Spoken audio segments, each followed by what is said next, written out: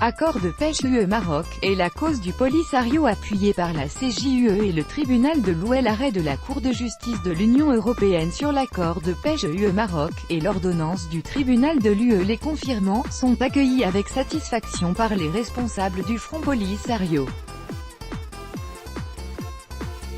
C'est ce qu'a affirmé le 4 août près d'Alger le président du Sahara occidental, appelant à la reprise du processus de décolonisation. Le Front Polisario, le représentant légitime du peuple du Sahara occidental, est satisfait des arrêts de la Cour de justice de l'Union européenne (CJUE) et de la décision du tribunal de l'Union européenne, concernant la nouvelle mouture de l'accord de pêche UE-Maroc dont l'application prévoit l'inclusion des eaux adjacentes au territoire du Sahara occidental. C'est ce qu'a déclaré le 4 août Brahim Ghali, le président de la République arabe sahraoui démocratique (RASD) et secrétaire général du Front Polisario, à Boumerdès, près d'Alger, lors de l'ouverture de la 9e édition de l'Université d'été des cadres militants du Front Polisario, selon l'Algérie Presse Service (APS). Dans son discours, le président sahraoui a exprimé sa satisfaction personnelle ainsi que celle de tous les cadres du Front quant aux arrêts successifs, directs et clairs de la CJUE qui renforcent l'arsenal de décisions et de recommandations rendues par les Nations Unies et l'Union africaine, confirmant que la RASD et le Maroc sont deux pays distincts et séparés et qu'aucun accord conclu avec le Maroc ne peut inclure le territoire du Sahara occidental et les eaux qui lui sont adjacentes. Selon le chef de l'État sahraoui, les arrêts de la CJUE confirment clairement que toute pratique de ce genre constitue une violation directe de l'exercice du droit à l'autodétermination.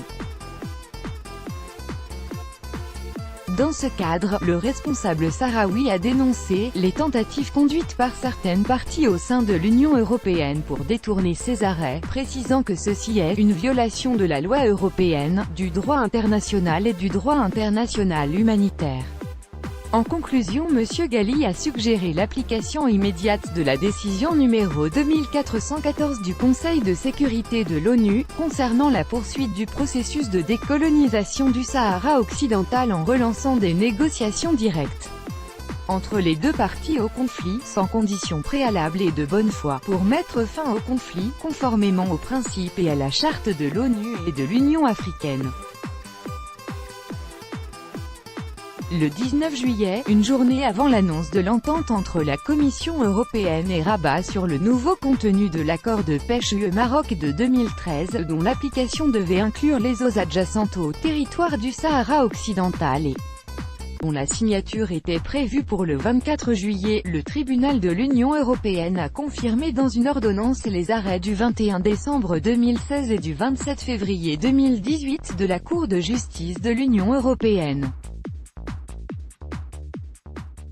Ce dernier affirmait que le territoire du Sahara occidental et les eaux qui lui sont adjacentes ne faisaient pas partie du territoire du Royaume du Maroc.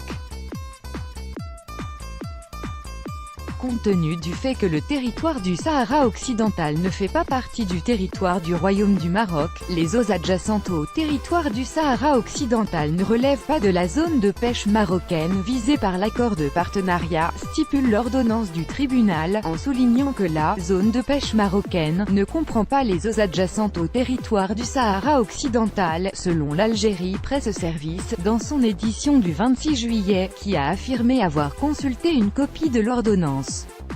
précisant la signification des expressions « eaux sous juridiction marocaine » et « eaux relevant de la souveraineté ou de la juridiction du Royaume du Maroc » employées dans l'accord de pêche UE-Maroc. Le tribunal a indiqué que ces deux expressions désignent les seules eaux adjacentes au territoire de l'État xotier et relevant de sa mer territoriale ou de sa zone économique exclusive.